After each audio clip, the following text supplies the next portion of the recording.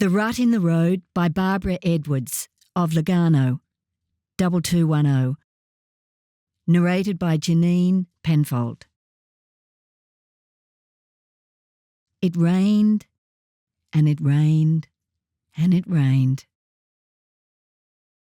Day after day, Ellen woke to a lid of uniform grey clouds and relentless rain. At times, a soft shower drumming the tin roof, and at others, a wind-fuelled fury of water pelting the windows. The culprit for the deluge was a monsoonal trough, which had defied its meteorological boundary, and like cane toads and fire ants, marched south to share its bounty and chaos with the gullible southerners. After a week, Ellen closed her ears to the news, despairing at the rolling reports of misery and destruction. She was overwhelmed by accounts of uprooted trees falling on houses and crushing cars, leaking roofs and collapsing ceilings, public transport anarchy, and despite repeated warnings, motorists driving through flooded streets requiring rescue by the emergency services. In her own home, Ellen's gutters flooded, the door jambs swelled, the backyard looked like a swimming pool, and the laundry hung around with no intention of drying. Everything felt damp. Everything smelt musty. But despite the torrent from the north, life went on. For Ellen, there was nothing else to do but wait for the weather event to pass. They always did. When the weather cleared, Ellen noticed a rut had appeared in the road outside her house. The rain had dredged up an old wound of a forgotten underground utility channel, and in so doing, gifted a driving hazard to unwary motorists.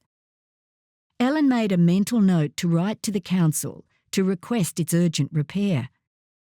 A stylish car, sapphire blue with a shine fresh from the showroom floor, approached the rut. Seeing the rut, the driver slowed to a crawl. She sat upright, leaned forward, her knuckles white on the steering wheel. She peered over the bonnet, assessing her options. Deciding the rut wasn't worth the risk, she negotiated a U-turn and returned from whence she came. Ellen's phone rang. Noting the caller on the display, she shook her head and turned the phone over. A man in a silver people mover sped down the street. The cargo of the van was a team of muddy football players chanting, at the top of their lungs, a victory song. The driver seemed to be in a hurry to disgorge the vehicle of its sweaty and smelly occupants. When she saw the rut, she slammed her foot on the brake, swerved and mounted the curb. The passengers, taken by surprise, were thrown off balance, as was their chanting. The van bumped its way along the verge and once around the hazard, bounced over the curb, rejoined the road and zoomed off. The victorious teenagers, with gusto, resumed their singing. Ellen's phone pinged with the telltale sign that the caller had left a message. She clucked her tongue and whispered to herself, "I'll listen to that later." The car was heard before it was seen. A fire engine-red ute, with doof-doof music blaring, raced, fast and furious, down the street. It had wheels as big as a tractor and was top-loaded with all manner of ladders, tools and equipment. Across its rear, in large letters, was written Predator or some equally macho name. When the driver clocked the rut, he revved the engines, accelerated, and launched the vehicle over the rut. The occupants, with their sun-tanned and toned arms, slick with sweat, resting on the open windows, whooped and cheered as the ute took flight.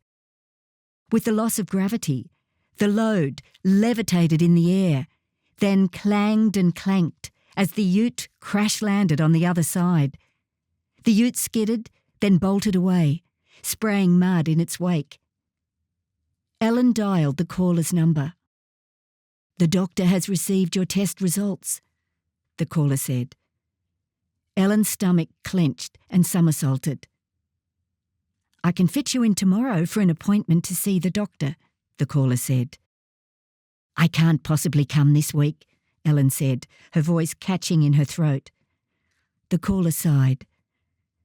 "I'm busy at work and can't possibly afford to take time off," Ellen said, her body tense and her tone strident. "The doctor stressed it was critical to see you," the caller said with increased urgency. Ellen's shoulders slumped. She had been here before. She knew the drill. Doctors only call when there is bad news.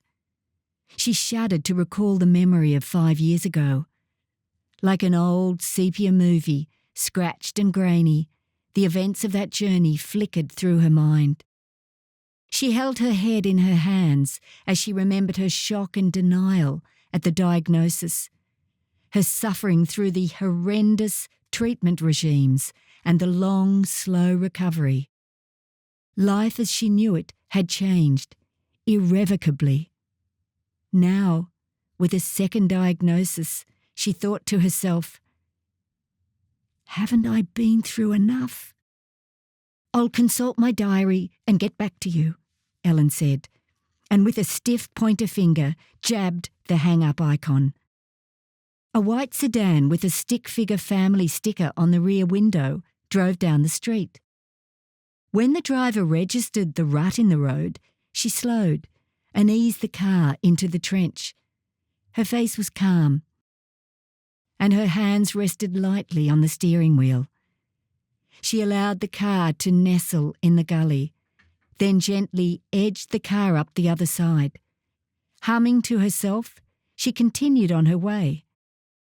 Ellen gazed at the rut in the road. She reflected on how lucky she was to be upright after her last brush with cancer. She proved herself stronger than she thought and received more support than she could ever have imagined. She squared her shoulders. She whispered, "The best way out is through. If I did it once, I can do it again. This too will pass." Ellen dialed the doctor's surgery. With a sense of stillness in her voice, she said to the caller, "I've cleared my diary. I can come in tomorrow." "You've got this, girl," said the caller, with a cheerleader smile on her face. The end.